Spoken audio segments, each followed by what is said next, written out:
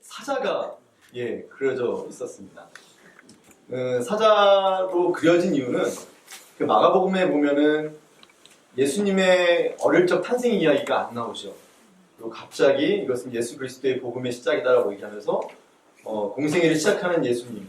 그래서 꼭 광야에 사자가 불쑥 튀어나오는 것처럼 그렇게 이미지가 그려진다라고 해서 마가복음 앞에는 사자의 그 그림이 그려져 있고요.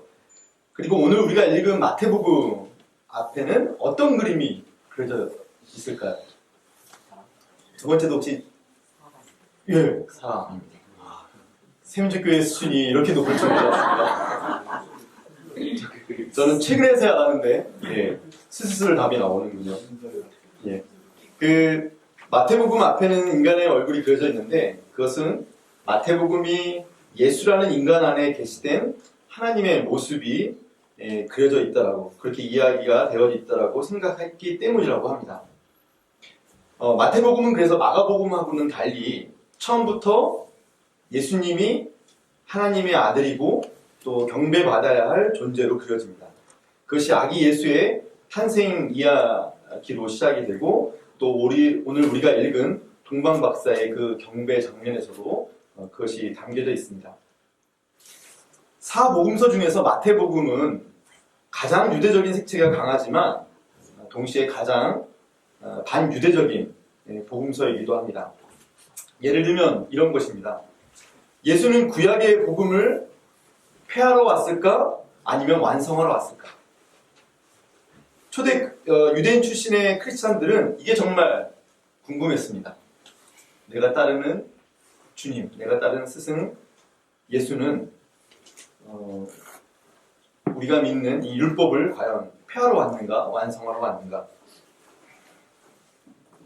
예수의 제자들과 예수를 따르는 사람들은 그래서 예수의 이 말을 기억해냈습니다. 내가 율법이나 예언자들의 말을 폐하러 온 줄로 생각하지 말아라. 폐하러 온 것이 아니라 완성하러 왔다. 마태복음 5장 17절의 말씀이죠. 이 말은 예수가 유대교의 전통 안에 있었다라고 확실하게 그들이 확신했던 그런 증거가 되는 기억이 될 수 있는 것이죠. 그리고 예수님이 제자들을 불러 모은 다음에 그 제자들을 짝을 지어서 각 마을로 선교를 보냅니다. 근데 그때 또 예수님이 이런 말씀을 하세요. 너희는 이방 사람의 길로도 가지 말고 그리고 사마리아 사람들의 고을에도 가지 말고 오직 길 잃은 양떼인 이스라엘 백성에게로 가거라. 이게 마태복음 10장 5절에서 6절의 말씀인데요. 이 말씀을 통해서도 이게 얼마나 유대적인 전통에 매여 있는 표현인지 우리가 금방 알 수 있습니다. 제자들이 기억하는 예수님은 애초에 그랬습니다. 예수뿐만 아니라 초대 그리스도인들은 스스로 유대인이라 생각했고 유대교라는 그 종교적 토양 안에서 자신들의 정체성을 찾으려 했습니다. 하지만 마태복음을 이제 잘 처음부터까지 읽어보다 보면 유대인 유대교에 대한 예수님의 그 태도가 점점 변해가는 것을 볼 수 있습니다. 예수가 유대교 지도자들과 첨예한 갈등을 빚게 되고 곳곳에서 유대인들과의 갈등으로 인한 아픔, 쓰라림, 분노가 엄청났음을 우리가 그 마태복음을 통해서 엿볼 수 있습니다. 아마도 대표적인 것이 10장 17절의 말씀이 아닌가 싶습니다. 예수는 자신과 자신을 따르는 이들이 유대인들에 의해 법정에 넘겨지고 박해를 받고 매질을 당할 것이라고 이야기합니다. 마태복음은 예수의 이스라엘을 향한 강한 그 선교 의지에도 불구하고 이스라엘은 예수를 거부할 것이고 결국 복음은 이스라엘을 뛰어넘어서 이방을 향하고 있음을 그런 큰 주제의식을 담고 있는 것이 마태복음입니다. 그리고 그 주제의식을 마태복음은 아주 정교하게도 맨 앞과 맨 뒤에 그것을 잘 표현하고 있죠. 마태복음 맨 처음에 뭘로 시작되죠? 오늘 우리가 읽었던 복음 앞장에 보면 예수의 족보가 나옵니다. 예수의 계보가 아브라함으로부터 14대가 세 묶음으로 나옵니다. 족장의 시대, 예언자의 시대, 제사장의 시대로 이어져 내려온다라고 설명을 합니다. 근데 다 아시는 것처럼 재밌게도 이 계보를 읽는 경건한 유대인이었다라고 한다면 아마 그들의 심사를 뒤틀리게 할 만한 인물들이 4명이 나옵니다. 그것도 여성의 이름으로 나옵니다. 이것도 맞힐 수 있으실까요? 누구죠? 라합, 바세바, 다말, 룻이 나오죠. 근데 뭐 중요한 건 아니지만 바세바의 이름은 나오지 않습니다. 예, 우리아의 아내라고 이렇게 표현하는 거 보면 아마도 그 다윗의 그 잘못을 끝까지 더 강조하기 위해서 바세바의 이름은 쓰지 않았던 것 같아요. 근데 이 네 여인의 그 출신지를 보면 되게 특이합니다. 다말은 가나안 여인이었고, 그 다음에 라합은 여리고에 살고 있던 그 원주민이었습니다. 그리고 룻은 요단강 오른편에 있는 모압 지역의 여인이었고, 그 다음에 우리의 아내 바세바는 헷 족속, 히타이트라고 하죠. 예, 그 출신의 여성들입니다. 다 이방인들이죠. 그리고 하나같이 우리가 볼 때 이렇게 욕 들어볼 만한 요즘 사람들의 표현들을 한다면 그렇게 오해를 살 만한 사람들의 이름이 그 안에 나옵니다. 그리고 2장에 오늘 읽었던 그 이어서 아기 탄생의 이야기가 나오면서 그 아기 탄생에 누가 등장을 하냐면 동방 박사가 나와서 그 아기 탄생을 축하를 해주고 있습니다. 이렇게 1장과 2장 두 번에 걸친 이방인들의 등장을 통해서 모든 민족에게 복을 주겠다고 아브라함에게 하셨던 하느님의 약속이 유대인이 아닌 그 경계 밖에 있던 이방인들을 통해 이루어지며 또 그렇게 하나님의 구원 역사가 이어지고 있음을 마태복음은 이야기해 주고 있습니다. 우리 마태복음 맨 마지막 장은 또 어떤 장면이죠? 예수님이 부활하시고 승천하시기 전에 마지막으로 제자들과 함께 만나는 장면이 나오죠. 그때 뭐라고 말씀하십니까? 나는 하늘과 땅의 모든 권세를 받았다. 그러므로 너희는 가서 모든 민족을 제자로 삼아서 아버지와 아들과 성령의 이름으로 세례를 주고 내가 너희에게 명령한 모든 것을 그들에게 가르쳐 지키게 하라. 마태복음뿐만 아니라 성서의 많은 곳에서 분명하게 말을 하고 있습니다. 하나님의 구원 역사는 선택받은 이스라엘만을 향하는 것이 아니라 이스라엘을 통해 열방을 향하고 있습니다. 오늘 우리가 읽었던 이사야 60장의 말씀에도 그 내용이 나오죠. 이스라엘 백성은 모세 율법을 이유로 이방인을 사람 취급하지 않으며 자신들의 정결함을 유지하기 위해서 그들 곁에 이방인들 곁에 가지도 않고 함께 식사도 하지 않았습니다. 근데 그것은 이 땅을 향한 하나님의 그 구원 계획을 오히려 방해하는 것이죠. 하나님은 이스라엘을 제사장의 나라로 삼아서 열방이 이방의 모든 민족이 하나님에게로 나와 함께 경배하고 구원의 기쁨을 나누기를 원하십니다. 하나님의 구원은 그 이스라엘이라는 경계 안에 머무르지 않습니다. 아니, 머무를 수 없습니다. 그렇지 않다면 야훼 하나님은 참신이 아니죠. 언제나 하나님의 구원은 인간이 경계 지은 그 울타리를 뛰어넘어 모두를 아우르는 자리로 나아갑니다. 이것을 알고 이것을 믿고 이것을 따르고 실천하는 것이 우리 그리스도인이고 신앙인입니다. 내가 존재하는 것은 하나님의 자녀인 나를 통해 나를 구원하는 것이 아니라 너를 구원하기 위해서입니다. 나라는 경계를 뛰어넘어서 너와 함께 자유와 평화와 해방의 하나님 나라 가치를 정말 우리 모두가 떠들썩하게 벌리기 위해서입니다. 제가 그림 하나를 보여드릴게요. 워낙 수준이 높으신 분들이라 이게 누구의 작품인지도 아마 아실 수 있을 것 같은데, 멀리서 보시는 분들은 조금 안 보일 수 있는데, 정말 제가 다음에 세미지교회 올 때는 이거 함부로 설교 준비해서는 안 될 것 같습니다. 예, 이 그림은 조르주 쉐라라는 그 화가의 작품입니다.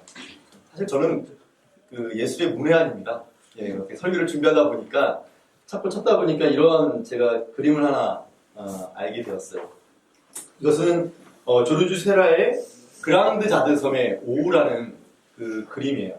근데 중요한 것은 이 사람이 쓰고 있는 미술 화법입니다. 그럼 그것도 아시나요? 정말 자판기입니다. 툭 질문하면 탁 답이 나옵니다. 네, 이것은 조르주 세라의 그랑드 자드 섬의 일요일의 오후라는 그 작품인데, 이 사람은 점묘법이라는, 그러니까 작은 색점을 찍어서 그림을 그리는 그 화법으로 유명한 화가입니다. 이 그림을 자세히 보면 이 모든 것들이 바탕이 다 점으로 찍혀져서 이 그림이 완성되어 있는 것입니다. 자, 이 그림을 보시고 우리의 삶을 한번 잠깐 돌아보시죠. 우리는 어떠합니까? 아까 제가 이방인들을 향한 하나님의 구원의 역사에 대해서 이야기를 하면서 하나님은 그 경계를 뛰어넘으시는 분이라고 말씀을 드렸는데, 우리는 우리의 삶을 돌아보면 우리는 보통 너와 나의 차이를 드러내고 경계를 지으려는 데 몰두합니다. 그것이 나라는 주체를 세우고 내 자유를 확실하게 보장받는 것이라고 생각하기 때문입니다.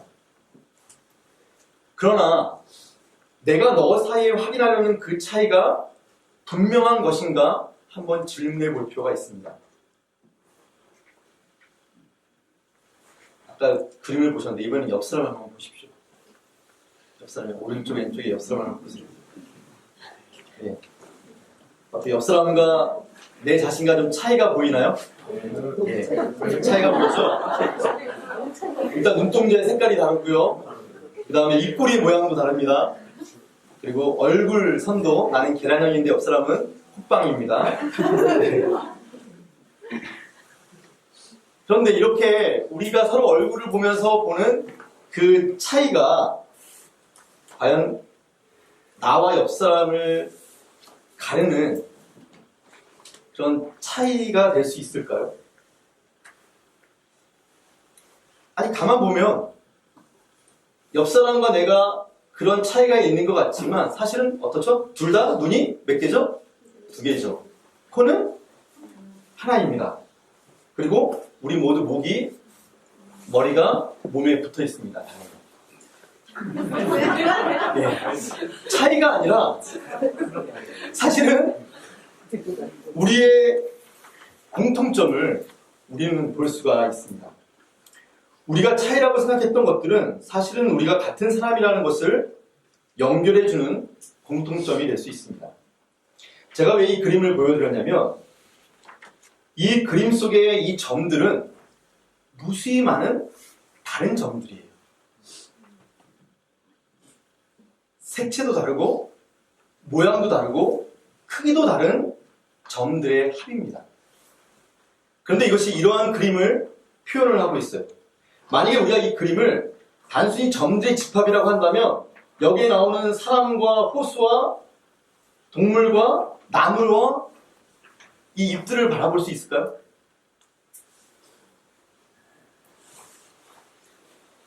사실 우리의 눈은 이 무수히 많은 점들의 각각의 차이점들을 사실은 분명하게 인식할 수 없습니다. 그럴 능력 자체가 우리에게는 없어요. 하나님은 우리를 그런 한계가 있는 피조물로 만드셨습니다. 그래서 우리는 이 점을 하나하나의 색깔의 차이와 형태의 차이와 크기의 차이를 모두 인식하지 못한 채 이 점이 이루고 있는 전체적인 형태만을 보게 되는 것이죠. 그래서 이 과정에서 그림 속에 세세한 그 점의 차이들을 우리는 간과합니다. 건너뛰는 것입니다. 인간의 한계라 여겨지는 간과, 건너뛰임, 부족함, 미완성, 이것이 사실은 전체를 받아들이게 하는 중요한 과정이 된다는 것입니다. 우리가 개별적인 차이를 미처 다 인식하지 못했기에 차이보다는 동등함으로 우리가 대상을 바라볼 수 있게 되는 것이죠. 이것이 오늘 우리가 에베소서에서 읽은 그리스도의 비밀입니다. 우리의 한계와 나약함이 사실은 하나님의 구원을 이루는 과정이 되고 수단이 된다는 것입니다. 예수는 이것을 몸으로 보여주기 위해서 성육신 사건의 주인공으로 우리에게 오셨습니다. 하나님은 전지전능하신 분이시죠. 그런데 전지전능한 하나님이 우리 인간을 구원하는 방식이 완전 우리가 생각하는 그 관념과 우리의 기대를 깨는 방식이었습니다. 하나님은 자신의 전지전능함을 포기한 것입니다. 자신의 우월적 지위를 포기하고 경계를 넘어 우리 인간에게 오셨습니다. 그리고 우월적 지위를 포기하는 것에서 그치지 않고 사람들에게 가장 혐오스럽다고 그렇게 저주받은 자들, 버림받은 자들과 자신을 동일시시키셨습니다. 로마인 유대인들에게 저주받고 하나님에게 버림받은 모습으로 그렇게 십자가를 지셨습니다. 그 십자가 위의 죽음으로 하나님의 구원 역사를 완성한 것이죠. 우리는 예수를 믿고 따르는 신앙인입니다. 예수처럼 성육신의 삶을 따라야 합니다. 자기를 포기하고 비우고 경계를 넘어 자신을 다른 이들의 밥으로 죽음의 제단 위에 내 자신을 올려놓을 때에야 비로소 하나님의 구원 역사가 나를 통해 이루어지고 내가 그 역사에 동참하게 됩니다. 그러니 우리는 차이를 만들거나 차이를 따지는 사람들이 아니라 일치와 조화를 만들어가는 사람들입니다. 진정한 신앙인은 그 점의 차이에 매달리거나 나와 남의 관계에 경계를 쌓는 사람이 아니라 점의 차이, 개체의 차이를 뛰어넘어 전체를 하나님의 피조세계, 형제 자매의 관계로 볼 줄 아는 사람입니다.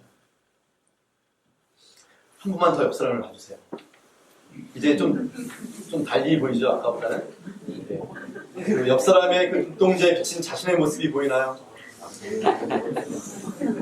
예, 이제 당신 옆에 있는 사람보다 내가 더 우월하지, 그런 우쭐한 마음에 생겨서 우리가 모두 사랑의 띠로 하나로 묶여 있다는 것을 혹시 놓치고 있지는 않은지 한번 돌이켜 보십시오. 옆 사람이 솔직히 어떻게 보이십니까? 정말 하나님의 역사를 같이 이뤄나가는 나의 형제 자매를 보이십니까? 아니면 나보다 약간 좀 못생기고 나보다 약간 좀 못나고 내가 좀 더 똑똑해 보이고 내가 좀 더 잘나 보이고 혹시 그런 생각을 하고 있지는 않습니까?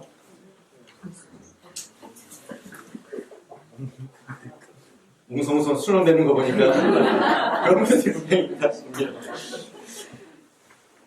75m 굴뚝이 3평도 안 되는 공간에서 400일이 넘도록 제대로 씻지도 못하고 한여름의 불구덩이 같은 뜨거움과 이 겨울 살을 베는 추위를 견디며 빼앗긴 일터를 찾으려고 목숨을 건 농성을 이어가는 우리 파인텍 노동자들이 있습니다. 이들이 우리의 가족으로 느껴지나요? 이들의 울부짖음이 우리의 가슴을 울리고 있습니까? 그렇지 않다면 우리는 진정한 그리스도인이 되기에는 아직 조금 멀었습니다. 홀어머니를 모시며 사는 37살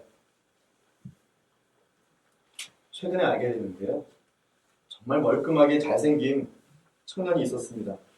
근데 그는 하필 빛 좋은 개살구 같은 뉴타운이라는 이름으로 재건축을 강행하는 마포아연 지구에 보증금 300에 월세 20만 원으로 어머니와 단둘이 살고 있었습니다. 갈 곳 없어 재개발 단지를 떠나지 못하고 엄마와 버티던 이 청년은 3번의 강제 집행으로 모든 것을 빼앗기고 쫓겨나 가방 하나만 달랑 남겨졌습니다. 추운 겨울에 씻지도 못하고 먹지도 자지도 못하고 며칠을 그 재건축 단지 골목에서 헤매다가 내일이 오는 게 두렵다. 내일이 오는 것이 두렵다고 한강에 몸을 던졌습니다. 이 청년의 이름은 박준경입니다. 함께 연대하고 투쟁하는 사람들은 이분을 열사라고 부릅니다. 근데 저는 열사라고 부르고 싶지 않고요. 그냥 제 동생이라고 말하고 싶습니다.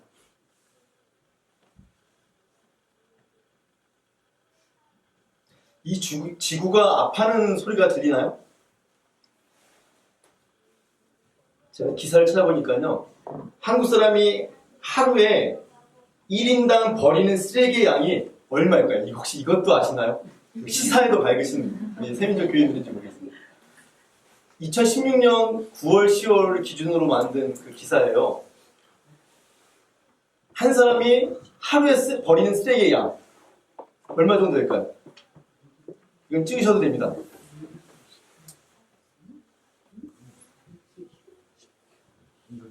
한 사람당 1인당 1kg가 좀 안 돼요.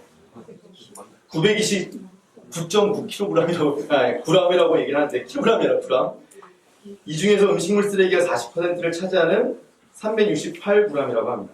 그러니까 1kg이 좀 못 미치는 거죠. 근데 우리 인구를 많이 5,000명, 제가 단순 계산을 한번 해봤어요. 우리가 인구가 5,000명이라고 한다면 하루에 몇 킬로그램? 5천만 킬로그램이죠. 5천만 킬로그램이 톤으로 표현하면 5만 톤이 됩니다. 그러니까 5만 톤의 쓰레기가 매일 나오고 이게 1년이 쌓이면 약 1,800만 톤의 쓰레기가 매일 나온대요. 이렇게 얘기하면서 우리 다 숫자에 약하잖아요. 돈을 많이 버신 분들이 아니니까 이게 저희가 숫자가 약한데 이거를 제가 또 한번 확인해 보니까 만약에 깊이 10m의 구덩이를 파서 이 쓰레기를 매립하면 여의도 크기의 5배의 면적이 필요하다고 해요. 매년. 여의도가 도대체 또 어느 정도의 면적인지 몰라서 부동산에 약하지만 또 그것도 조사해 봤습니다. 그러니까 여의도가 90만 평이라고 합니다. 90만 평. 그러니까 88만 평인데 정확히 90만 평 정도 되는 그 크기의 5배 정도가 매년 사실 그것을 매립하려면 땅이 필요한 거예요. 근데 이것을 우리가 어떻게 하고 있죠, 지금? 다 어디로 가고 있습니까? 유독가스를 뿜어대면서 소각되거나 땅속에 매립되거나 혹은 안 보는데 바다에다가 슬쩍 던져버리고 있죠. 지구가 아파하고 또 이곳에 발을 꼬이고 사는 우리들도 병들어가는 게 보이지 않나요? 느껴지지 않나요? 하느님이 이 피조 세계를 잘 돌보고 보존하라고 하셨는데 우리는 지금 이 지구를, 이 피조 세계를 어떻게 난도질하며 죽이고 있는지 그것을 느끼고 있습니까? 우리는 나와 너를, 나와 타인을, 나와 자연을 분리할 수 없습니다. 이 사실을 깨닫는 사람만이 만물을 창조하신 하나님 안에 영원전부터 감춰져 있는 비밀의 계획을 알게 됩니다. 아까 함께 읽었던 본문이지만 이제 마무리하면서 우리 한 번 더 말씀을 읽겠습니다. 에베소서 3장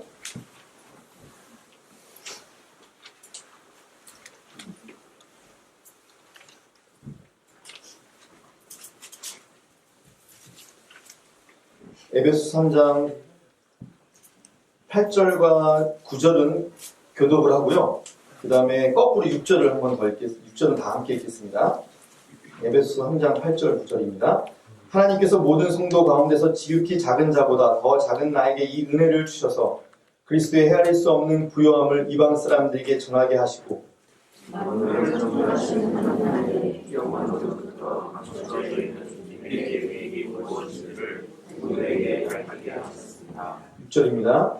그 비밀의 내용인즉 이방 사람들이 복음을 통하여 그리스도 예수 안에서 유대 사람들과 공동 상속자가 되고 함께 한 몸이 되고 약속을 함께 가지는 자가 되는 것입니다. 우리는 비밀을 간직하고 있는 사람들입니다. 그리고 예수님은 이 비밀을 그의 죽음을 통해 분명하게 우리에게 보여주셨습니다. 그의 십자가 위에서의 죽음, 그 시간에 예루살렘 성전 안 지성소를 가로막은 휘장이 갈라지면서 종교 지도자들과 민중을 가르던 그 경계가 허물어졌습니다. 유대인과 이방인의 경계가 허물어졌습니다. 그러니 성도 여러분, 내 판단은 옳고 당신의 판단은 그르다라고 말하지 마십시오. 나는 구원 안에 있고 당신들은 구원 밖에 있다라고 그렇게 경계 짓지도 마십시오. 이런 자세라면 교회 공동체는 지체들의 사랑의 연합이 아니라 갈등과 미움의 관계가 될 수 있습니다. 이런 태도만을 고집한다면 세상의 구원과 사랑의 복음을 전하는 주의 사도가 아니라 미움과 다툼, 전쟁을 일으키는 악마의 자녀가 될 것입니다. 우리는 경계를 만들고 신의 자리에 올라 심판자가 되어서는 안 됩니다. 나라는 작은 그릇에 그 의미 없는 경계에 갇혀 있지 말고 그러면 무수히 자신을 깨야 돼요. 그 경계를 뛰어넘는다는 것은 무수히 자신을 깬다는 말과 같습니다. 그래서 우리는 석수들이에요. 우리의 굳어진 이 돌 같은 마음을 매일매일 깨는 사람들입니다. 그러면서 우리의 경계를 허무는 사람들입니다. 그래서 이런 의미 없는 경계에 갇혀 있지 말고 타인과 이웃과 자연과 하나님의 구원의 그 지혜와 부요함을 너와 이웃과 풍성하게 나누는 우리가 되기를 기원하겠습니다. 주신 말씀으로 함께 침묵하겠습니다.